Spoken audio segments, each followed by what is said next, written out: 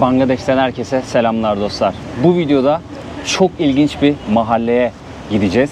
Arkamda görmüş olduğunuz Karali mahallesi Bangladeş'in en büyük gecekondu mahallesi. İnsanların hangi koşullarda yaşadığını sizlere göstermek istiyorum. Birazcık araştırdığımda gördüğüm görüntü gerçekten beni şok etti. Eminim ki sizler de insanların hangi koşullarda yaşadığını gördüğünüzde şok olacaksınız, inanamayacaksınız, sorgulayacaksınız birçok şeyi. Bir kayık kiraladık. Abimizin ekmek teknesi aynı zamanda. Burası bir nehir. Hemen mahallenin yanındaki bir nehir. Mahalleye bizi ulaştırıyor abimiz. Onun da ekmek teknesi. Yani su yemyeşil şu an. Yani inanılmaz bir koku var. Gidelim mahalleye, görelim nasıl bir yermiş, kimlerle tanışacağız, insanlar hangi koşullarda yaşıyor. Hep birlikte deneyimleyelim arkadaşlar. Suyun rengini fark ediyor musunuz bilmiyorum ama birazcık da yansıyor. Bu teneke evlerin görüntüleri yansıyor. Bununla da temiz su sağlamaya çalışıyorlar. Şu gördüğünüz boru hattıyla da temiz su sağlamaya çalışıyorlar. İnsanlar bu teneke evlerde hayatlarını sürdürüyor. Suyun rengine bakın ya. Yemyeşil, yemyeşil. Şu karşı bölgede bakın bir duvar çekmişler. Burası Banane Nehri. Hemen şu karşıda gördüğümüz evler de aslında bir tık daha kalburüstü insanların yaşadığı mahalleler, apartmanlar, bölge. Zaten evleri de görüyorsunuz, apartmanlar var burada. Bir buradaki yaşama bakın. Araya nehir girmiş. Bir de şuradaki yaşama bakın. Hep birlikte göreceğiz zaten birazdan. İnsanlarla da tanışmaya, konuşmaya çalışacağım. Bakar mısınız? Çöplere bakın ya. Gel kanka. Bu videoda yine Uğur Kola kardeşimle birlikteyim arkadaşlar.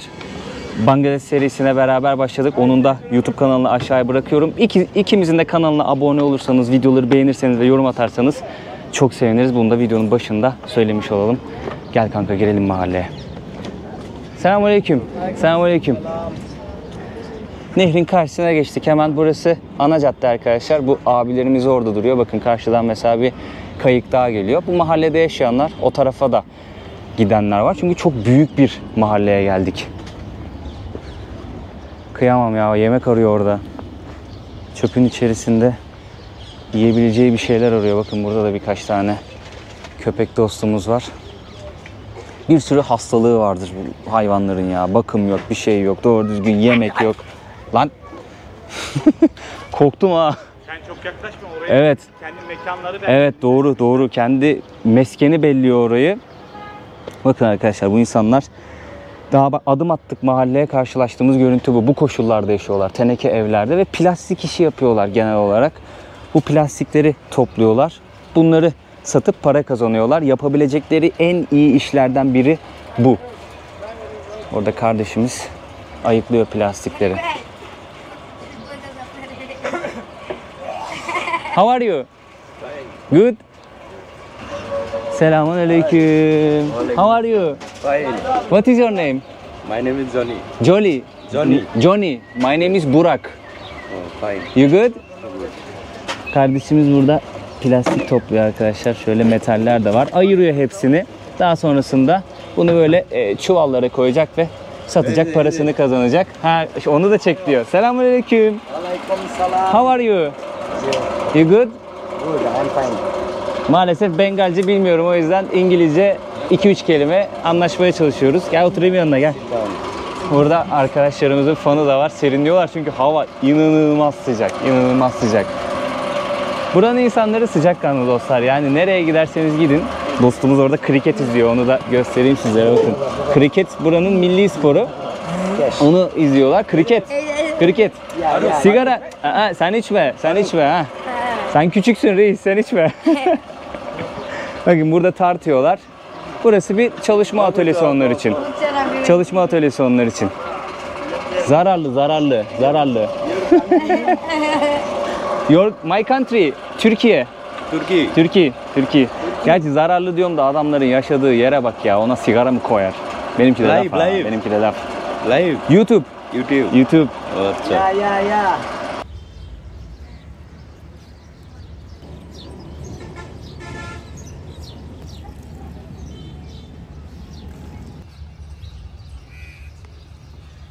nehirden mahallenin iç kısmına doğru girdik. Yolların darlığını görüyorsunuz. Evler genelde bu şekilde tenekeden yapılmış. Yani ne kadar sağlıklı, ne kadar güvenli, ne kadar hijyenik bu tartışılır. Bu gördüğümüz borular, yerdeki gördüğümüz borular aslında buraya temiz içme suyu sağlamak için konmuş borular. Ama ve lakin bundan da bahsedeceğim detaylı olarak. Tam olarak istedikleri o temiz suyu buraya aktaramıyorlar gibi insanların yaşadıkları evlerde. Bir soralım bakalım, belki çekmeye izin verirler. Selamünaleyküm. How are you? Good. Sağ olsunlar, içeri davet ettiler. Şöyle sizlere yaşadıkları yeri göstermek istiyorum. Bakın burada yatakları var. Çamaşırlarını asmışlar. İzin de aldım video çekmek için, şöyle göstereyim. Televizyonları var. Tabaklarını buraya koymuşlar. Mutfak gereçlerini buraya koymuşlar. Mutfakları var, şöyle göstereyim. Orada su kaynatıyorlar. Burada bir şeyler pişiriyorlar. Dolapları var. Burada da balıklar var. Büyük ihtimalle bunu nehirden çıkardılar. Şey yapacaklar ya, bir şey için yem olarak hazırlıyorlar ya da Buramaz. Hello, how are you? Good. Komanaço. Komanaço'ydu değil mi? Kamanaço. Kamanaço. Kamanaço. Nasılsın demek Bengalce'de. Arkadaşlar biraz önce bir amcamızın, teyzemizin evini ziyaret ettik. My name is Burak. From Türkiye. Türkiye. Selamünaleyküm. Amcamızın, teyzemizin evini ziyaret ettik. Sağ olsunlar, çok sıcakkanlı buradaki insanlar. Bakın burası bir atölye. İçeride de tavuk var. Tavuklar besliyorlar. Aynı zamanda insanların evi arka tarafta da büyük ihtimalle yaşıyorlar. Şimdi bu insanlar Bangladeş'in kırsalından Dakka'ya geliyor. Burası başkent arkadaşlar, büyük şehir. Biliyorsunuz büyük şehirlerde yaşam çok zor olur, kolay olmaz. Bu insanlar kırsaldan buraya gelince tabii en ucuz şartlarda yaşamak için bir yol arıyorlar kendilerine. Çünkü kolay kolay iş bulamıyorlar. Nereye gidiyorlar? Gecekondu mahallelerinde yaşıyorlar. Şimdi bu evlere kira veriyorlar. Bedava oturmuyorlar bu evlerde. Kira veriyorlar. İnternette çok farklı rakamlar okudum kira ile ilgili. 2000-3000 taka, yani 25 dolarla 50 dolar arası diyeyim ben, kira verdiklerine dair bilgiler okudum. How are you? Türkiye, I'm good. How are you? How are you? Good? Fine. Fine, thank you. Donnavat. Teyzemizin şalı ne kadar güzel, baksanıza şalı. Renkli, güzel. Çiçekli çiçekli, desenli. Yani 25 dolarla 50 dolar arası. Dash. Dash. Dash. This is country. Country, Türkiye. Türkiye. Türkiye. Türkiye. Okay. Türkiye, güzel. Donnavat. Donnavat. Donnavat. Donnavat, teşekkür ederim demek. This is Turkey country. Türkiye country, yes. İşte 25 dolar, 50 dolar civarı bir kira ödüyorlar. Bu insanlar nerede çalışıyor? Atölyelerde en ucuz işçi olarak çalışıyorlar arkadaşlar. Belki günlükleri 1 dolar, 1,5 dolar. Bu biniyoruz ya tuk-tuklara, bisikletli rişka diyorlar. Rickshaw, özür dilerim, rickshaw diyorlar. Onları kullanan insanlar aslında var. Rickshaw, kardeşim hemen düzeltti. Onları kullanan insanların, işte en böyle zor işleri yapıp en az ücret kazanan insanların yaşadıkları yerler arkadaşlar buralar. İşte şanslı olan böyle kiremit koyabiliyor, betondan ev yapabiliyor. Şanssız olan da, parası yetmeyen de böyle sacdan, metalden bir baraka yapıyor kendine ve öyle yaşıyor arkadaşlar. Buradaki durumlar maalesef herkes için zorlu. Hayvan için de zorlu, insan için de oldukça zorlu.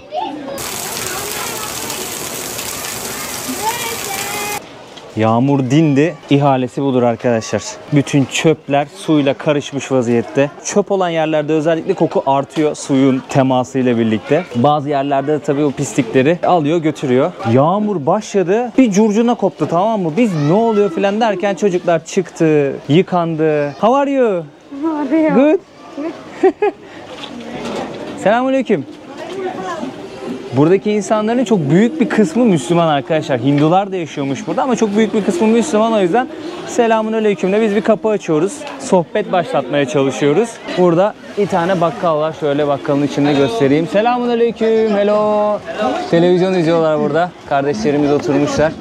Bakın bakkalı da şöyle göstereyim. Burada bir sürü ürün var. İşte içecektir, yiyecektir, çay da yapıyorlar. Sütlü çay yapıyorlar. Süt kullanıyorlar. Ha, bu süzgeci şöyle göstereyim sizlere. 10 taka 20 taka arkadaşlar. Thank you, thank you, thank you. Bakkallarda böyle bir sürü bakkal görüyorsunuz. Burada abimizin dükkanı var. Selamünaleyküm. Muz satıyor. Burada da meyve sebze, pan yaprağı satıyor ablamız. Selamünaleyküm. Dükkanlarda böyle arkadaşlar. Soğan satıyorlar, patates satıyorlar, sarımsak satıyorlar. Dur lan dur, düşeceksin, ters giymişsin onu.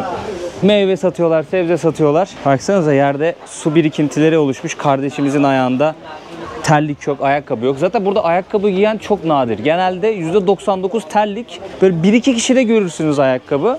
Çıplak ayakla dolaşan çok. Selamünaleyküm. Burada kazan kaynıyor, çorba yapıyor abimiz. Mercimek çorbasına benziyor. Güzel de kokuyor bu arada. Baharatlı mercimek çorbası bu. Doğru tahmin. Bunu kaynatıyorlar, tamam böyle. My friend. Ha, tamam. Ha, Uğur o tarafa gitmiş de beni takip et diyor. Bunu kaynatıyorlar, tamam mı arkadaşlar? Bazı sebzelerle harmanlıyorlar. Pilavın üzerine koyuyorlar, elle karıştırıp yiyorlar. Çok güzel bir lezzet oluyor. Bu da pilavdır büyük ihtimalle. Aynen bak. Khichdi. Aynen. Burada da pirinç var. Thank you. Donnabat.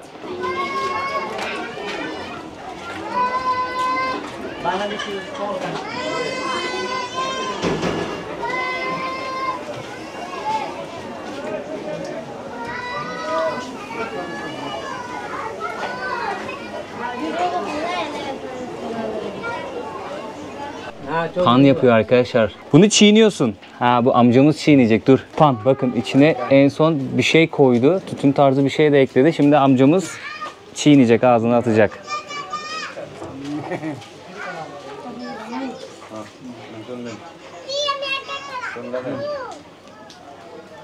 Ha, bir de onu şey yapıyor galiba. Ha, tamam. Güney Amerika'da, Kolombiya'da bir yerli kabile vardı. Arauca yerlileri. Onun videoları kanalında var. Kolombiya oynatma listesinden bulabilirsiniz. Böyle bir şey, onlar da çiğniyor. Koka yaprağı çiğniyorlardı ve tam olarak şu an hatırlamıyorum. Bir şey tozunu yalıyorlardı. Etkisini arttırsın diye bak. Burada da ona benzer bir şey kullanıyorlar. Pan çiğniyor ve bununla onun büyük ihtimalle etkisini artırıyor arkadaşlar. Good. Calcium carbonate. Kalsiyum karbonat, ha? Karbonat arttırıyor onun etkisini. Burası da kardeşimizin bakkalı. Şöyle göstereyim. Burası biraz daha az ürün olan bir bakkal. Şanslı olanlar böyle dolap vesaire koyabiliyorlar. İşte daha çok ürün koyabiliyor ama bol kazanç diyelim kardeşimize. Donnabat. Thank you. Donnabat.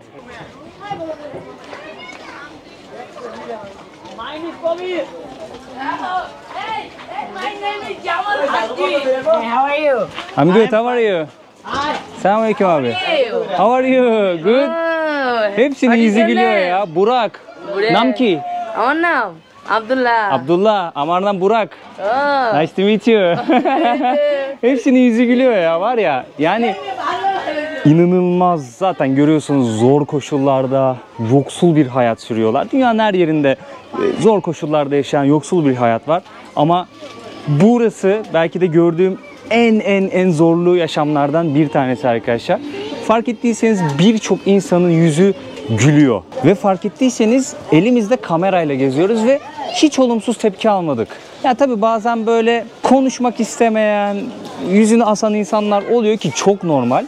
Ama çok büyük bir kısmı bizi buyur ediyor, evine buyur ediyor, çay içer misin diyor, yemek yer misin, karnın aç mı diyor. Yani elinde ne varsa onu ikram etmeye çalışıyor bize. Misafirperverliğini göstermeye çalışıyor. Sağ olsunlar. Yani o güler yüzünü eksik etmiyorlar. Biz de bunu görmek için ve onların bu zorlu yaşamını sizlere göstermek için geldik. Onlar için kalbimden en iyisini diliyorum. Yani bütün gönlümle, kalbimle en iyisini diliyorum. Umarım artık dünya hiçbir yerinde, tabii ki hepimizin temennisi budur. Kimse böyle hayatlar yaşamak zorunda kalmaz arkadaşlar. Kimse buralarda yaşamak istemez, severek yaşamıyordur. Mecbur kaldığı için insanlar bu hayatı yaşıyorlar. Umarım bir gün bu son bulur ve herkes insan onuruna yakışır bir yaşam sürer. Bu da onlar için, herkes için dileğim olsun. Selamünaleyküm amca. Namki? Harun. Harun. Amarnam Burak. Burak. Namki ismin ne demek? Amarnam ben demek. Yani ben Burak diyorum. Birkaç kelime Bengalce öğrendim. I'm from Türkiye. Türkiye. Bazen de böyle kitlenip bakıyorlar. Size bakıyor, kameraya bakıyor. Kitleniyorlar. Burada bir kültür arkadaşlar. Nice to meet you. Donnabat. Nice to meet you, Tomato.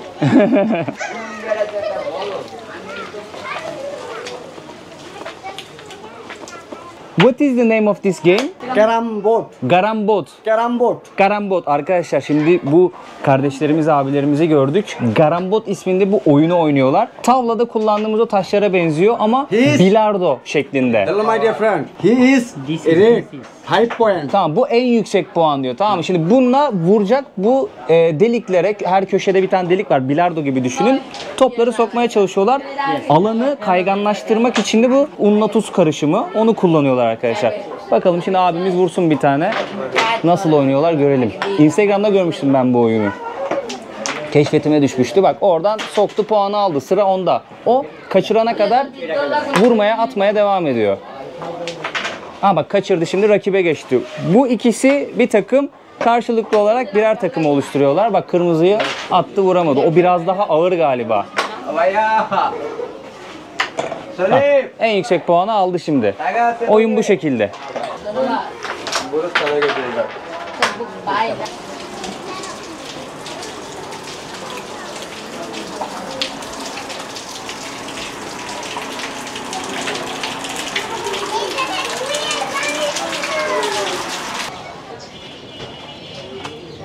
Burada çok fazla öyle tuvalet kavramı falan yok arkadaşlar. Her yer tuvalet.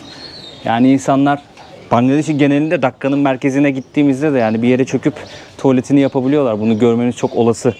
Şuradaki boruyu gösterebilir misin kanka? Bakın, bu temiz su sağladıkları boru hattı. Bunu STK'lar, özel STK'lar sağlıyor. Devletin de sağladığı bir dönem olmuş ama sonrasında mafyayla girdikleri böyle bir olay sirkülasyonu var. Ondan sonra iş bayağı bir karmaşıklaşmış. Elektrik sağlama konusunda, su sağlama konusunda önceden daha böyle iyiyken durum, son zamanlarda, son yıllarda bayağı bir sıkıntıya düşmüş. Bu insanlar elektriğe, suya, her şeye para ödüyorlar ve daha az şu an ulaşabiliyorlar. Hem temiz suya hem de elektriğe. Yani bayağı bir sıkıntı. Ne yazık ki durum bu şekilde burada, bu mahallede. Burası bayağı büyük bir mahalle aslında. İnternette nüfusu ile ilgili çok fazla rakam var. 50.000 yazan kaynak gördüm. 300.000'e çıkan kaynaklar var. Yani bayağı kalabalık bir yer. O yüzden net bir sayım yapamıyorlar açıkçası. İnsanlar aslında bak, kapı dediği bu şekilde. Kapı dediği bu. Perde çekiyor. Oranın kapısı kapatıyor. Önünde tavukları, mavukları vesaireleri var. Mahalleyi zaten görüyorsunuz, bu koşullarda yaşıyorlar. Sizlerin de yorumlarını merak ediyorum. Ne düşündüğünüzü yazarsanız konuşabiliriz, tartışabiliriz. Amacım zaten buralara gelmek, bu yaşamları sizlere göstermek, anlatmak. Durum budur.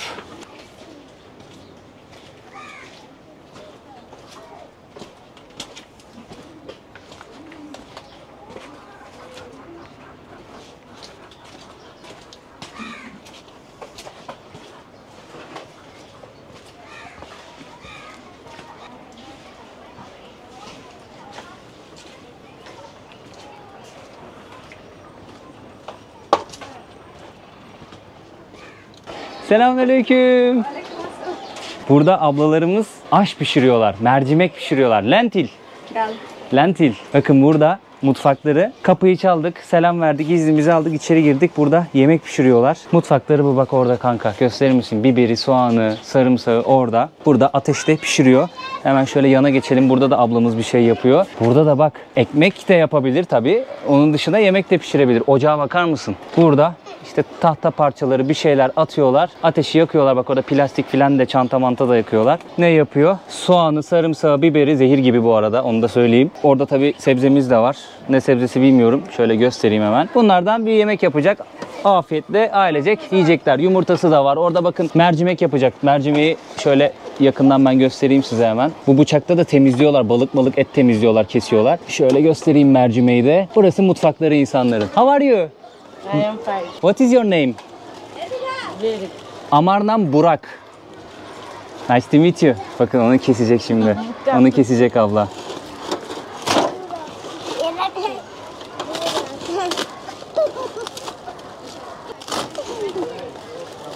Çok güler yüzler ya.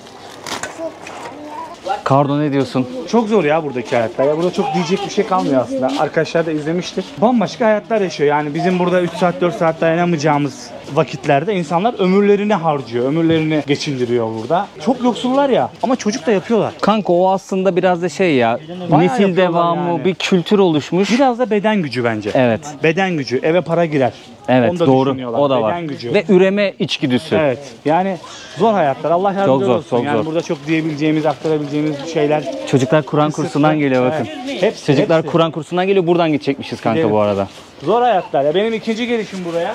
Hep ağzım açık kalıyor yani. Herhalde 3'ü gelsek, 4'ü gelsek, 5'i gelsek de ağzımız açık kalıyor. Her geldiğinde farklı bir şeyi görmüşsündür Evet. bu arada yani Yani her gelişinde. You go banana. Banana, yes, Bana yes. ne? Follow me. Follow me. Okay. Bu arkadaşımız bayağıdır yol gösteriyor bize.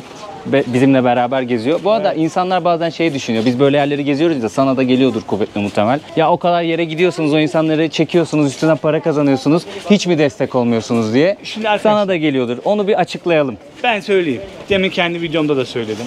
Burada şu arkadaşımızın cebine para koyarsak o çocuk sayısı çoğalacak. Ya da biz bu arada koyacağız, koymayacağız değil ha. Desteğimiz olacağız ama mesela tekneye binerken destek Evet. olacağız. Mesela bir markette oturduk demin. Çok söylenir söylenmez böyle şeyler. O sizin bileceğiniz bir şey ama otururken yanımızda çocuklar vardı. Bir şeyler aldık onlara, ikram ettik. Ama bir anda topluluk halinde yürürken bir tane çocuğa ya da 2 tane çocuğa bir şey aldığımızda bu furya yayılıyor.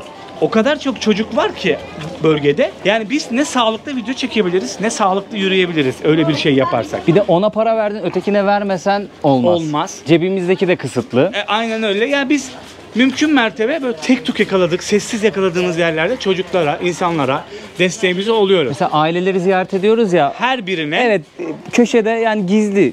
Sahilin verdiğini sonra görmeyecek mantığı ya aslında. bazen görmeli de bence. Evet. Şahsi fikrim. Görmeli ki iyilik iyiliğe teşvik etsin abi. O da seninki de çok doğru. Bence bizimki de bazen görmeli ya. Herkesin Çünkü- herkesin evet, doğrusu başka. görmeli yani. Çünkü- İnsanları kırmadan yapıyoruz ama Evet, en önemlisi o hiç bu arada. kırmıyoruz, hiç kırmıyoruz. Durum bu bana şeyde, Korail'de. İlginç hayatlar, ilginç yaşamlar. Daha bakalım Bangladeş'te neler göreceğiz. Kim bilir? İzlemeye devam edin. Hem Uğur'un kanalını hem benim kanalımı takip edin arkadaşlar. İkimizin de bakış açısı, anlattığı şeyler. Aynı şeyleri göstermiyoruz bu arada yani. Aynı şeyler olmuyor kanallarımızda. Aynı yerlerde geziyoruz ama farklı bakış açılarıyla, farklı insanlarla konuşuyoruz. Farklı yerleri göstermeye çalışıyoruz. Sadece gezdiğimiz ülke, bölge aynı oluyor. Bunu da söyleyeyim. Mesela bakın abimiz büyük ihtimalle burada yaşıyor. Buradan artık işe çıkıyor. Bütün gün geziyor, dolaşıyor. Ne kadar kazanırsa cebine koyuyor, geliyor burada. Mahallenin de bir girişi burası bu arada. Onu da göstereyim. Nehir tarafından girdik. Ana cadde tarafından çıktık. Bu şekilde geçimlerini sağlıyorlar. Uğur'un söyledikleri de çok doğru. Durum budur arkadaşlar. Hadi bakalım. Okey, bay Okey bay. abi. Bay bay. Allah'a emanet. Bakın bu abimizin bisikleti rickshaw diyorlar burada. Elektrikli. Yani pedal basan çok nadir insan var. Genelde elektrikli olarak kullanıyorlar. Böyle oturuyorsunuz, dilerseniz bunu kapatabiliyorsunuz. Doğal klima var. Aynen şöyle kapatlayıp şimdi doğal klima değil. Essin hava çünkü bayağı sıcak. İnsanlar bu şekilde ekmeklerini kazanıyorlar arkadaşlar. Arkadaşlar bu videonun sonuna geldik. Yani mahalleden 2-3 dakika bisikletle geldik. Belki 10 dakika yürüme mesafesinde değiliz yani. Buradaki apartmanları, mahalleyi görüyorsunuz. Nasıl değişti? Ortam nasıl değişti? Yani maalesef bu tarz ülkelerde böyle ayrımlar çok keskin oluyor. Fikirlerinizi merak ediyorum. Lütfen yorumlara düşüncelerinizi yazın. Yani neler geçti aklınızdan, bunu bilmek, öğrenmek istiyorum. Diyeyim ve bu videoyu bitireyim arkadaşlar. Emeğimin karşılığı olarak da videoyu beğenirseniz, yorum atarsanız ve kanalıma abone olursanız çok sevinirim. Videolardan haberdar olmak istiyorsanız bildirimleri, o zili açmayı da unutmayın lütfen. Bangladeş maceramız devam edecek. Takipte kalın. Kendinize çok iyi bakın.